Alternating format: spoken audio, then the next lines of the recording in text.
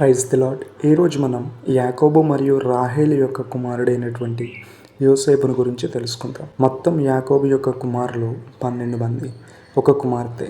అందులో ఈ యొక్క రాహేలుకు యాకోబుకు జన్మించినటువంటి కుమారులు యోసేపు, బెన్యామీను. ఈ యొక్క రాహేల్ అంటే యాకోబుకు ఎంతో ఇష్టమైనటువంటి భార్య.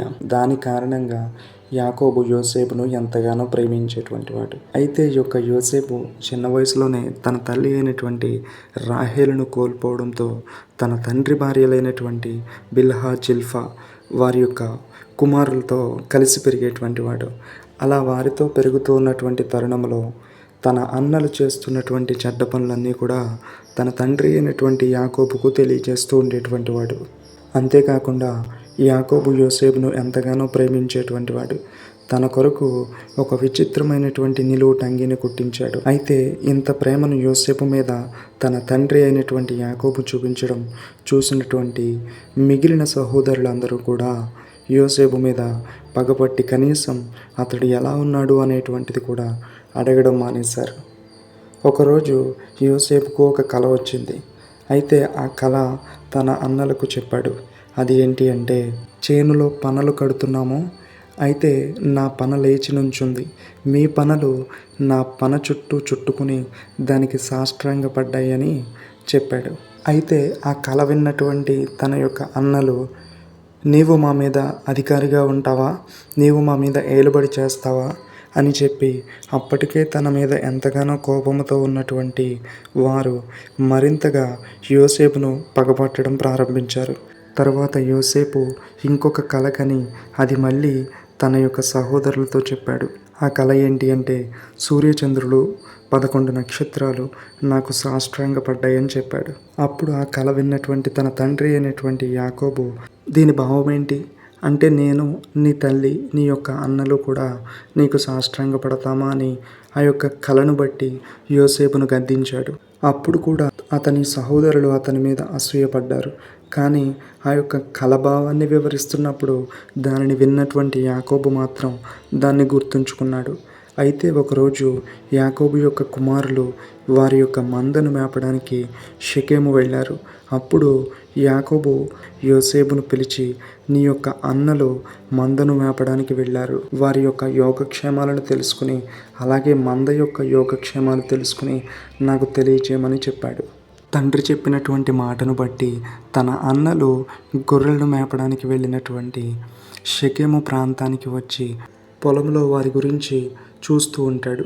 ఇంతలో అక్కడున్నటువంటి ఒక వ్యక్తి యోసేపుతో, నీవు ఎవరి కోసం వెతుకుతున్నావు అని అడిగినప్పుడు, నా అన్నల గురించి నేను వెతుకుతున్నాను, వారు మందను మేపుకుంటూ ఇలా వచ్చారు అని చెప్పాడు.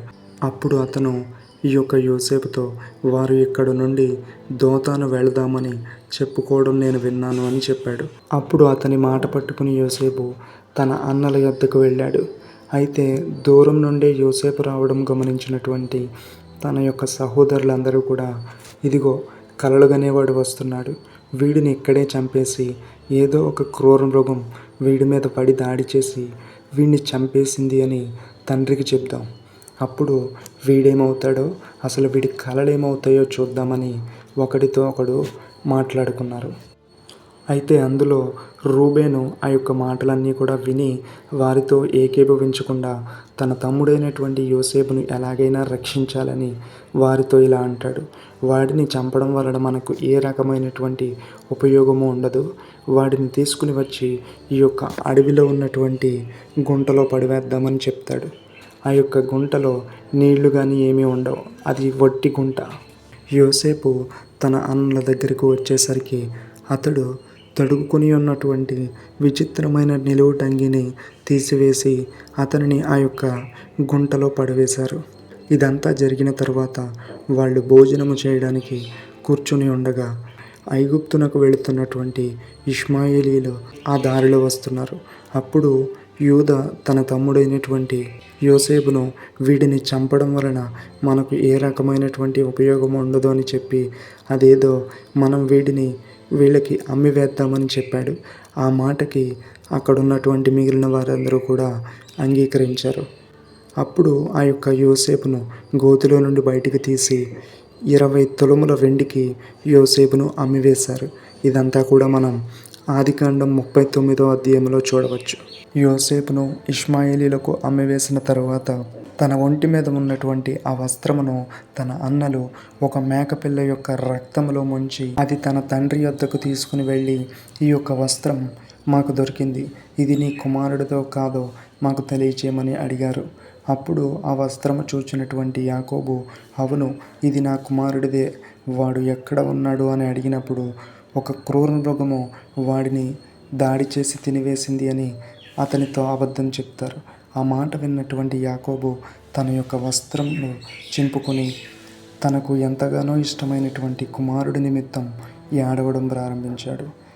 ఇది ఇలా జరుగుతూ ఉన్నటువంటి తరుణంలో తన అన్నలు అమ్మివేసినటువంటి యోసేపును ఐగుప్తులో ఉన్నటువంటి ఫరో యొక్క ఉద్యోగస్తుడైన పోతీఫరుకు ఇష్మాయేలీలు అమ్మివేశారు. అలా ఐగుప్తుకు బానిసగా వచ్చినటువంటి యోసేపు పోతీఫరు దగ్గర సేవకుడిగా పనిచేస్తూ ఉన్నాడు. అన్ని విషయాల్లో కూడా ఎంతో నమ్మకంగా ఉండేటువంటి వాడు. అదే విధముగా దేవుని యొక్క కృప కూడా యోసేపుకు తోడుగా ఉండేది. తర్వాత యోసేపు పోతీఫరు ఇంటి మీద విచారణకర్తగా నియమింపబడ్డాడు. యోసేపును బట్టి దేవుడు ఆ యొక్క ఐగుప్తీయుడైనటువంటి పోతీఫరును ప్రతి విషయంలో కూడా ఆశీర్వదిస్తూ ఉన్నాడు. ఒకానొక సమయం వచ్చేసరికి ఈ యొక్క పోతీఫరు మొత్తం బాధ్యతలన్నీ కూడా యోసేపు మీద నమ్మకంతో విడిచిపెట్టాడు. ఇలా ఒక బానిసగా వచ్చినటువంటి వ్యక్తి అన్ని విషయాల్లో వర్ధిల్లుతూ ఉంటున్నటువంటి తరుణంలో ఈ యొక్క పోతీఫర్ భార్య యోసేపును చూచి మోహించి అతనితో పాపము చేయమని అనేకసార్లు యోసేపును ప్రేరేపించింది. కానీ యోసేపు మాత్రం దానికి ఏమాత్రం అంగీకరించకుండా దేవునికి భయపడుతూ భయభక్తులతో జీవించేటువంటి వాడు. ఇలా కొన్ని రోజులు గడిచిన తర్వాత ఒకరోజు యోసేపు తన పని నిమిత్తం ఇంట్లోనికి వెళ్ళినప్పుడు ఇంట్లో ఎవరూ లేనటువంటి సందర్భంలో ఆమె తనతో పాపము చేయమని తన వస్త్రమును పట్టుకొనగా ఆ వస్త్రమును అక్కడే విడిచిపెట్టి అక్కడి నుండి తప్పించుకుని పారిపోయాడు. జరిగిందంతా కూడా అక్కడున్నటువంటి పనివారితో చెప్పి తన భర్త అయినటువంటి పోతీఫరు వచ్చేంతవరకు యోసేపు యొక్క వస్త్రమును తన దగ్గరే ఉంచుకుని, నీవు తీసుకుని వచ్చినటువంటి ఈ యొక్క హెబ్రీయుడు నాతో పాపం చేయమని నన్ను ప్రేరేపిస్తున్నాడు. అతడు దగ్గరికి వచ్చినప్పుడు నేను బిగ్గరగా కేక వేయడంతో తన యొక్క వస్త్రములు నా దగ్గర విడిచిపెట్టి అతడు పారిపోయాడని తన భర్తతో అబద్ధం చెప్తుంది. అప్పుడు ఈ యొక్క పోతీఫర్ తన భార్య చెప్పినటువంటి మాటలను బట్టి యోసేపు మీద కోపించి చెరసాలలో వేయించాడు. అయితే అక్కడ కూడా దేవుని యొక్క కృప యోసేపుకు తోడై ఉండి చెరసాల అధిపతికి కూడా యోసేపు మీద దయ పుట్టేలా చేశాడు. చెరసాలలో ఉండేటువంటి వారందరినీ కూడా యోసేపు చేతికి దేవుడు అప్పగించాడు. అంటే మిగిలిన ఖైదీలందరినీ కూడా ఈ యొక్క యోసేపు సంరక్షణలో ఉంచారు. ఇక్కడ నుండి యోసేపు జీవితం ఒక చక్కని మలుపు తిరుగుతుంది. అది ఏంటి అంటే, తాను బంధింపబడినటువంటి చెరసాలలో ఒక ఇద్దరు వ్యక్తులు ఉన్నారు. వాళ్ళు ఎవరు అంటే ఫరో యొక్క పానదాయకుడు, భక్షకారుడు. అయితే వీరిద్దరికీ ఒకే రోజు వేరు అర్థాలు ఇచ్చేటువంటి కలలు వచ్చాయి. దాంతో వారు ఆందోళన చెందుతూ ఉన్నారు. అక్కడే ఉన్నటువంటి యోసేపు ఉదయాన్నే వారిని చూచినప్పుడు వారు ఎందుకో ఆందోళన చెందుతున్నట్లుగా యోసేపుకు అనిపించింది. అప్పుడు యోసేపు, ఎందుకు మీరు అలా ఉన్నారు అని వారిని అడగడంతో అప్పుడు వారు రాత్రి వారికి వచ్చినటువంటి కలలను గురించి యోసేపుకు చెప్పారు. అయితే మొదటివాడైనటువంటి పానదాయకుడి కలభావాన్ని యోసేపు వివరించి ఈ యొక్క యోసేపు ఆ పానదాయకుడితో ఇలా అంటాడు, నీవు బయటికి వెళ్ళిన తర్వాత ఫరోతో మాట్లాడి నన్ను ఈ యొక్క పరిస్థితి నుండి బయటికి తీసుకురమ్మని చెప్తాడు. అలాగే రెండో వాడికి కూడా తనకి వచ్చినటువంటి కలను బట్టి ఆ కళ యొక్క భావాన్ని వివరించి నిన్ను చంపివేస్తారని దానికి తిరిగి సమాధానమిస్తాడు. అయితే ఈ యొక్క పానదాయకుల అధిపతి తన ఉద్యోగాన్ని తిరిగి పొందిన తరువాత యోసేపును గురించి చెప్పడం మర్చిపోయాడు. అదే విధముగా రెండోవాడు యోసేపు చెప్పినటువంటి కళ భావం ప్రకారం ఉరి తీయబడ్డాడు. అలా 2 సంవత్సరములు గడిచిన తర్వాత ఫరోకి ఒక కల వచ్చింది. ఆ వచ్చిన కలను బట్టి ఫరో ఎంతగానో భయపడుతూ ఆ దేశంలో ఉన్నటువంటి శకునగాండ్రులను, విద్వాంసులను పిలిచి ఆ యొక్క కల భావాన్ని వివరించమని వారిని అడిగాడు. అయితే అక్కడున్నటువంటి ఏ ఒక్కరూ కూడా వాటి యొక్క భావాన్ని సరిగ్గా చెప్పలేకపోయారు. ఆ కళ ఏంటి అంటే ఫరో ఒక ఏటి దగ్గర నిలవబడి ఉన్నాడు. చూడడానికి వికారముగా చిక్కిపోయినట్లు కనబడినటువంటి ఆవులు చూడడానికి అందముగా బలిసిన ఆవులను తినివేయడం జరిగింది. ఇది మొదటి కళ. రెండవసారి కూడా ఇంకో కళ వచ్చింది. ఇదంతా కూడా మనం 41వ అధ్యాయం 5వ వచనంలో చూడవచ్చు. అప్పుడు ఈ యొక్క చెరసాల నుండి విడిపింపబడినటువంటి పానదాయకుల అధిపతి యోసేపును జ్ఞాపకము చేసుకుని, నీ కలలను సరైనటువంటి భావాన్ని చెప్పగలిగినటువంటి వాడు ఒకడున్నాడు. నేను నాతో పాటు ఉన్నటువంటి భక్ష్యకారుల అధిపతి మా ఇద్దరికీ కూడా ఒకరోజు వేరు భావాలు కలిగినటువంటి కల వచ్చింది. దాని యొక్క భావాన్ని చెరసాలలో ఖైదీగా ఉన్నటువంటి హెబ్రీయుడైనటువంటి ఒకడు వివరించాడు. అదే విధముగా మా జీవితాల్లో జరిగింది అని ఫరోతో చెప్పాడు. దానిని బట్టి ఫరో ఇచ్చినటువంటి ఆజ్ఞ ప్రకారం యోసేపును ఫరో యొద్దకు చెరసాలలో నుండి తీసుకుని వచ్చారు. ఆ కళ యోసేపుకు వివరించడంతో దాని యొక్క భావాన్ని యోసేపు తెలియజేశాడు. దాని యొక్క భావం ఏంటి అంటే, ఒక మాటలో చెప్పాలి అంటే 7 సంవత్సరములలో ఐగుప్తులో సమృద్ధిగా పంట పండేటువంటి 7 సంవత్సరాలు వస్తున్నాయి. అదే విధముగా తర్వాత 7 సంవత్సరాలు కూడా భయంకరమైనటువంటి కరువు సంభవించబోతుంది. ఇదే దేవుడు మీకు బయలుపరిచినటువంటి విషయమని ఫరోతో చెప్పాడు.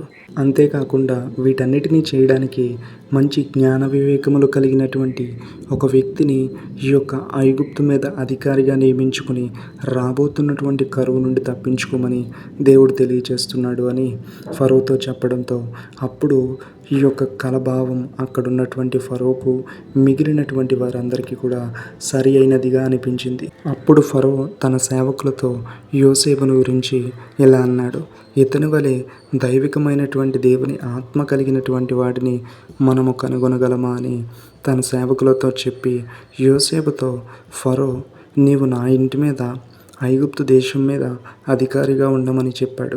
ప్రజలందరూ కూడా యోసేపుకు లోబడాలి అని ఐగుప్తు దేశంలో ఉన్నటువంటి ప్రజలందరికీ కూడా ఫరో ద్వారా ఆజ్ఞ ఇవ్వబడింది. అప్పుడు ఫరో యోసేపుకు ఓను యొక్క యాజకుడైన పోతీఫర్ కుమార్తె అయిన అసేనాతుతో వివాహం చేశాడు. ఇదంతా యోసేపు జీవితంలో జరిగేటప్పటికి అతని వయసు 30 సంవత్సరములు. యోసేపుకు దేవుడు అసేనాతు ద్వారా 2 కుమారులను అనుగ్రహించాడు. మొదటివాడు మనష్షే, రెండోవాడు ఎఫ్రాయిము. తర్వాత ఫరోకు బయలుపరచబడినటువంటి విధముగా ఐగుప్తు దేశంలో సమృద్ధిగా పంట పండే 7 సంవత్సరములు వచ్చాయి. అప్పుడు యోసేపు ఏ ప్రాంతంలో పండే ధాన్యం అక్కడే భద్రపరిచేటువంటి వాడు. సముద్రపు ఇసుక రేణువులంతా ధాన్యాన్ని ఈ యొక్క యోసేపు సమకూర్చాడు. అదేవిధముగా 7 సంవత్సరములు కరువు కూడా సంభవించింది. అప్పుడు ఐగుప్తు దేశంలో ఉన్నటువంటి ప్రజలందరూ కూడా యోసేపు దగ్గరికి వచ్చి ధాన్యాన్ని కొనుగోలు చేశారు. ఆ కరువు మరింత విస్తరించడంతో అనేక దేశాల నుండి వచ్చి యోసేపు దగ్గర ధాన్యాన్ని కొనుగోలు చేసేటువంటి వారు. అప్పుడు ఐగుప్తులో ధాన్యం దొరుకుతుందని తెలుసుకున్నటువంటి యాకోబు తన యొక్క చిన్న కుమారుడైనటువంటి బెన్యామీనుకు ఏదైనా ప్రమాదం జరుగుతుందేమో అని ఆలోచించి అతనిని తప్ప మిగిలిన 10 మందిని కూడా ధాన్యము కొనుగోలు చేయడానికి ఐగుప్తుకు పంపించాడు. అలా ఐగుప్తుకు వచ్చినటువంటి యాకోబు యొక్క కుమారులు ధాన్యము కొనుగోలు చేయడానికి ఆ దేశం మీద అధికారిగా ఉన్నటువంటి యోసేపు వద్దకు వచ్చారు. వచ్చి అతనికి సాష్టాంగపడి నమస్కారం చేశారు. అప్పుడు యోసేపు వచ్చిన వారు తన యొక్క సహోదరులని గుర్తుపట్టి వారితో తెలియని వ్యక్తి వలె కఠినముగా మాట్లాడి, మీరు ఎక్కడి నుంచి వచ్చారు అని అడిగాడు. అప్పుడు వారు, మేము కానాను నుండి ఆహారము కొనుగోలు చేయడానికి వచ్చామని అతనితో చెప్పారు. ఇంత మాట్లాడుతూ ఉన్నప్పటికీ కూడా యోసేపును వారు గుర్తుపట్టలేదు. యోసేపు చిన్న వయసులో వచ్చినటువంటి కలను జ్ఞాపకము చేసుకుని వారితో ఇలా అంటాడు, మీరు వేగులవారు, ఈ యొక్క దేశము యొక్క రహస్యములు తెలుసుకోవడానికి వచ్చారని వారితో అంటాడు. అప్పుడు వారందరూ కూడా భయపడి, కాదు ప్రభువా, మేము కానాను నుండి వచ్చాము. మేము మొత్తం 12 మంది, అందులో ఒక వ్యక్తి లేడు. చిన్నవాడు మా తండ్రి దగ్గర ఉన్నాడు, మిగిలిన వారము మేము అని తిరిగి సమాధానమిస్తారు. ఈ యొక్క దేశం యొక్క రహస్యాలు తెలుసుకోవడానికి వచ్చారు. నేను చెప్పిన మాట నిజమే. మీ తమ్ముడు ఇక్కడికి వస్తేనే కానీ మీరు ఇక్కడి నుండి బయటికి వెళ్ళరు అని చెప్పాడు. మీలో ఒకరు వెళ్ళి అతనిని తీసుకుని రండి. అంతవరకు నేను మిమ్మల్ని చెరసాలలో వేయిస్తాను. అక్కడ మీరు వేగులవారో కాదో మీ యొక్క మాటలను బట్టి, విధానాలను బట్టి నేను గమనిస్తాను అని చెప్పి 3 రోజుల పాటు చెరసాలలో వేయించాడు. అలా 3 రోజులైన తర్వాత యోసేపు తన తమ్ముడైనటువంటి బెన్యామీనును చూడాలని, మీలో ఒకరు ఇక్కడ ఉండి మిగిలిన వారి ధాన్యాన్ని తీసుకుని మీ ప్రాంతానికి వెళ్ళి మీ తమ్ముడైనటువంటి బెన్యామీనును కూడా తీసుకుని రండని చెప్పాడు. అలా షిమ్యోనును చెరసాలలో ఉంచి మిగిలిన వారందరూ కూడా తిరిగి వెళ్ళారు. అయితే మధ్యదారిలో వారి యొక్క గోనెల విప్పి చూసుకున్నప్పుడు వారు చెల్లించవలసినటువంటి డబ్బు దాంట్లోనే ఉంటుంది.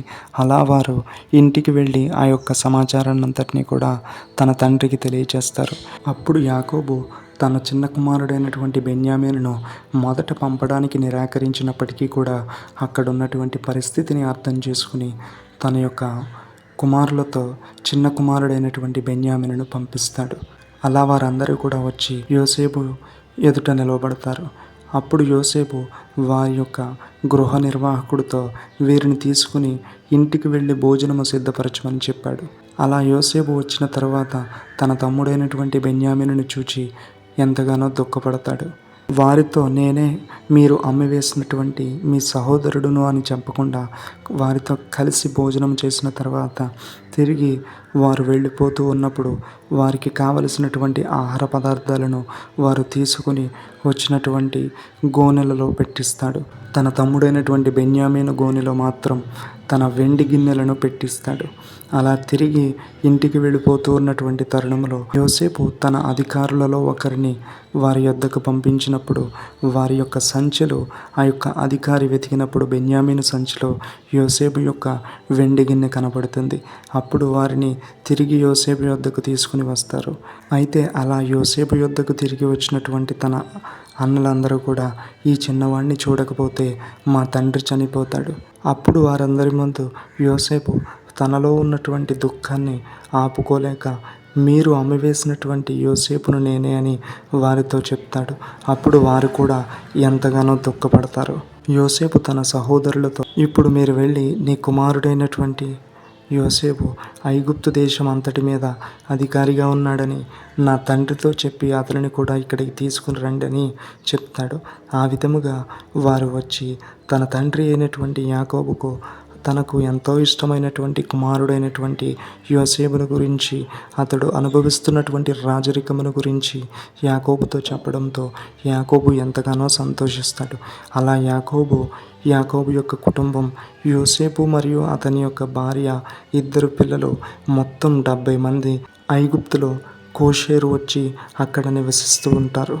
అలా వారు ఐగుప్తులో 430 సంవత్సరములు జీవించి బహుగా విస్తరిస్తారు. యాకోబు ఐగుప్తునకు వచ్చిన తరువాత 17 సంవత్సరములు జీవించాడు. మొత్తం యాకోబు జీవించినటువంటి సంవత్సరములు 147. తరువాత కానానులో తన పితరుల సమాధి దగ్గర సమాధి చేయబడతాడు. యోసేపు 110 సంవత్సరములు బ్రతికాడు.